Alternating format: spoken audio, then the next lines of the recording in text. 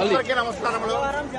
మాది ఆంధ్రప్రదేశ్ పల్నాడు జిల్లా మాచర్ల. నా పేరు ఎం సాంబశివరావు. మేము ఈ మహాకుంభమేళానికి పుణ్యస్థానం కోసం వచ్చాము.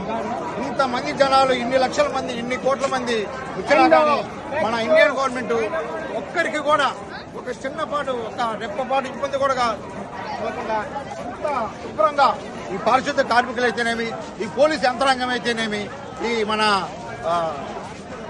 ఈ ట్రస్ట్ వాళ్ళు అయితేనేమి, ఇంతమంది వచ్చినా కానీ ఇంత సౌకర్యాలు చేస్తున్నారంటే అది ఒక్క మన ఇండియన్ గవర్నమెంట్గా తెలిసింది. మాన్య శ్రీ ప్రధానమంత్రి గారు శ్రీ మోదీ గారు అయినటువంటి ఉత్తరప్రదేశ్ ముఖ్యమంత్రి శ్రీ శ్రీ శ్రీ శ్రీ ఆదిత్య యోగి గారు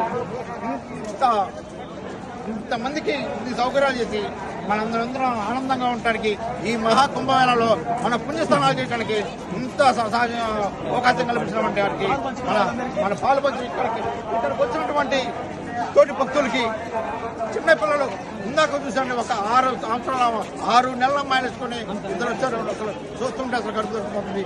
అది కాదా మన ఇండియన్ ఇదంటే అని చెప్పేసి చూసి అది చూడండి ఒక్కసారి ఎంతమంది. మన సనాతన సంస్కృతి, మన ధర్మం, న్యాయం గురించి ఇంతగా చెప్పడానికి నాకు చాలా ఆనందంగా ఉంది. జై శ్రీరామ్.